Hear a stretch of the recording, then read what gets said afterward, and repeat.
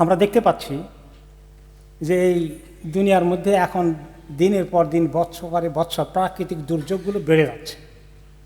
গত বছর আমরা দেখলাম কত রকমের ভূমিকম্প কত জায়গায় হলো, বন্যা।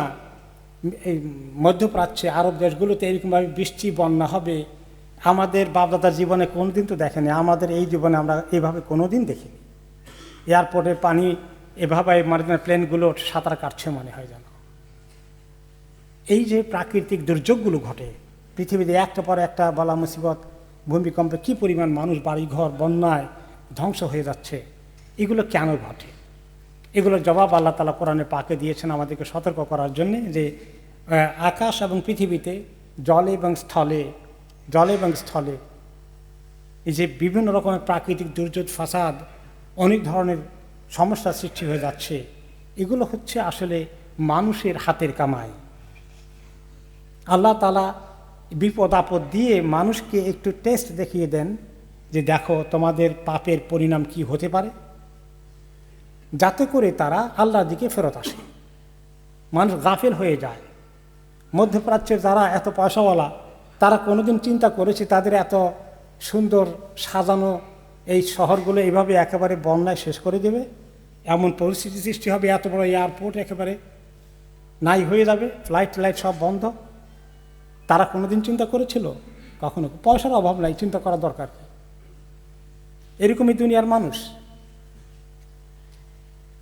তো বিপদ আপদ দিয়ে, প্রাকৃতিক দুর্যোগ দিয়ে, তুফান, বন্যা, সাইক্লোন, এসব কিছু দিয়ে আল্লাহ তাআলা মানুষকে স্মরণ করে দিতে চান এই গাফলতিতে চলবে না। তোমরা কোন দিকে আসো? তোমরা কি আল্লাহকে ভয় করে চলবে না এই নাফরমানিতেই থাকবে? এত পয়সা হলে মানুষ কি নাফরমানি বাড়ে না ইবাদত বাড়ে? কি বোঝা যায়? সুবহানাল্লাহ। যত পয়সা করি হয়, যত মানুষের যোগ্যতা বাড়ে, তত মনে করে যে আমার আল্লাহর কাছে টাকা কি আছে, সব তো আমার কাছে আসে। তো আল্লাহ তাআলা বিপদ আপদে দেখায়, দেখো তোমার কাছে কদ্দুর আছে, আমি একদম নাই করে দিতে পারি। শিক্ষা নাও, সোজা হয়ে যাও। এটা শুধু কোনো ব্যক্তি নয়, কোনো দেশ নয়, আমি নিজে, আপনি নিজে। আমাদেরকে চিন্তা করতে হবে, আল্লাহর কাছে আসতে হবে, আমি কোথায় আল্লাহ তাআলা নাফরমানি করছি। এবং আল্লাহ তাআলা এই জন্যই কোরআনে পাকে বলেছেন যে আমি এই সমস্ত নিদর্শনগুলো পাঠাই আযাব দিয়ে মানুষকে সাবধান করতে, ভয় সৃষ্টি করতে আল্লাহর কাছে আসার জন্যে। তিনি কোরআনে অনেক জায়গায় কথাগুলো বলেছেন যে তারা তাদের জমিনকে তলিয়ে দিতে পারে। হঠাৎ করে এমন বিপদ আসবে, কোন দিক থেকে আসবে, কেমনে এটা আসলো চিন্তাই করতে পারবে না।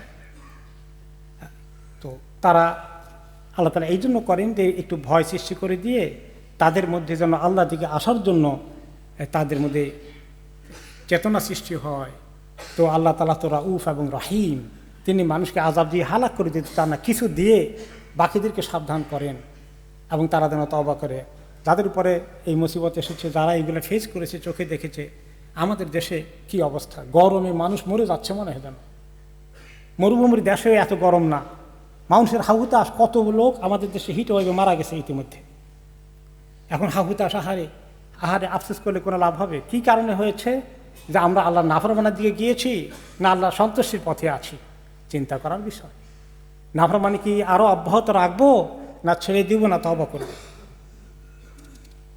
আল্লাহ তাআলা বলে দিয়েছেন যে যদি মানুষ আল্লাহর দিকে চলে আসে, তওবা করে, তাহলে আল্লাহ তাআলা তাদেরকে দুনিয়াতে এই সমস্ত শাস্তি দেবেন না। সূরা আল-আনফাল 33 নম্বর আয়াত আল্লাহ তাআলা বলে দিয়েছেন। তারপরে তিনি বলেছেন যা কিছু ঘটে এগুলো তোমাদের হাতের কামাই, তোমরা সবগুলোর জন্য শাস্তি দিলে দুনিয়াতে একদিনও বাঁচতে থাকতে পারতে না। তবু আল্লাহ তাআলা তোমাদেরকে সতর্ক করছেন, সাবধান হয়ে যাও। কত যে আল্লাহ ক্ষমা করে দেন।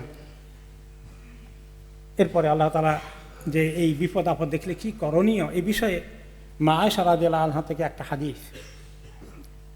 মদিনার আকাশে যখন একটু মেঘ দেখা যেত, মেঘের একটু টুকরা দেখা গিয়েছে, কারণ সহজে বৃষ্টি হয় না আরব দেশে, তখন একটু মেঘ লেগে গেছে, মাথার উপরে মেঘ দেখা যাচ্ছে, মদিনার লোকেরা খুবই আনন্দিত যে বৃষ্টি হবে, খুব আনন্দিত হয়ে অপেক্ষায় আছে। কিন্তু নবী করিম সাল্লাল্লাহু আলাইহি ওয়াসাল্লাম ঘরে দৌড়ে আসছেন, নামাজে দাঁড়িয়ে যাচ্ছেন, ওনার চেহারা দেখে মা আয়েশা বললেন, ওনার চেহারা দেখে মনে হলো তিনি অসম্ভব ভীত সন্ত্রস্ত হয়ে আছেন, পেরেশানি ওনার চেহারার মধ্যে। তিনি বললেন, ইয়া রাসূলুল্লাহ, বৃষ্টি হয় না সহজে, একটু মেঘ দেখলে সবাই আনন্দে খুশিতে নাচে, আর আপনি দেখি অত্যন্ত চিন্তাযুক্ত হয়ে পড়েন, ব্যাপার কি? তিনি বলেন, আয়েশা, তুমি কেমনে নিশ্চিত হবা যে এই মেঘ আযাব নিয়ে আসে নাই, আল্লাহর রহমত নিয়ে এসেছে, কেমনে বুঝবা? পৃথিবীর কত জাতি, কওমে আদ, কওমে সামুদ, এই সমস্ত জাতিকে আল্লাহ তাআলা মেঘ দিয়ে, মেঘ থেকে আগুন প্রস্তর বৃষ্টি নিক্ষেপ করেছেন,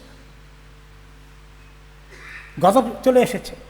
এবং এই বৃষ্টি তো রহমতের কারণে, এই বৃষ্টি বন্যা হতে হতে মানুষ ডুবে মরছে পৃথিবীতে। তো আমি কেমনে নিশ্চিন্ত হব আয়েশা? এইভাবে তিনি দৃষ্টি আকর্ষণ করেন, এই মেসেজগুলো আমাদের জন্য রেখে গেলেন যে কিভাবে আমরা আল্লাহ তাআলার কাছে বিপদ আপদে আমরা সবাই দৌড়ে আসব। সাহাবায়ে কেরাম তাই বুঝেছিলেন।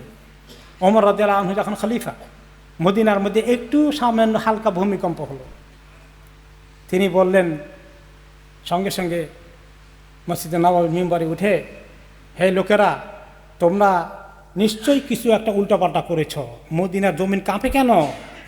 তোমাদের গুনার দিকে কেউ কেউ চলে গিয়েছ, খবরদার খবরদার, জমিন যদি আবার কাঁপে আমি এই মদিনায় থাকবো না। কিন্তু তার অর্থ কি? যে আমাদের সবাইকে আল্লাহর দিকে আসতে হবে, তওবা করতে হবে। এত গরম লাগে, দেশ জোরে ফিরে মানুষ অস্থিরতা হাহুতাশ করছে। হাহুতাশ করলে কী হবে? কী করতে হবে? যে আল্লাহ আমাদের গুনার শাস্তি দিচ্ছ, তুমি দুনিয়াতেই এত শাস্তি দিলা, এই গরম অস্থির হিটওয়েভে কত লোক মারা গেল, তো জাহান্নামের শাস্তি আল্লাহ কেমনে বরদাস্ত করব? এইরকম করে মানুষ আল্লাহর কাছে তওবা করবে, ইস্তিগফার করবে, এটাই আল্লাহ তাআলা চান। শুধু হাহুতাশ করলে কোনো লাভ হবে না। কুফার মধ্যে যখন এরকম একটা জমিনের মধ্যে সামান্য একটু কম্পন আসলো, তখন ইবনে মাসউদ রাদিয়াল্লাহু আনহু সেখানে ছিলেন। তিনি বলেন, হে লোকেরা, তোমাদের রব তোমাদের দৃষ্টি আকর্ষণ করছেন, তোমরা গুনার মধ্যে আসো, জলদি তওবা করো, তাহলে আযাব তোমাদেরকে গ্রাস করে ফেলবে। এই মেসেজগুলো আমাদেরকে বিপদ আপদে, প্রাকৃতিক দুর্যোগের সময় নিতে হবে এবং আল্লাহর দিকে আসতে হবে। গুনাহ আমাদের দেশে দিন দিন বাড়ছে না কমছে, চিন্তার বিষয়। কিভাবে গুনাহ, অন্যায় আচরণ চলছে, একে অপরের প্রতি কীভাবে জুলুম করছে, কে কার জায়গা জমি দখল করছে, কিভাবে যে মানুষের এবং অনৈতিকতা ছড়িয়ে যাচ্ছে, এগুলোর শাস্তি হিসাবে যে আল্লাহ আমাদেরকে একটু হিট ওয়েভ দিলেন, আমরা যেন সেখান থেকে শিক্ষা নিতে পারি। আল্লাহ তাআলা তৌফিক দান করুন।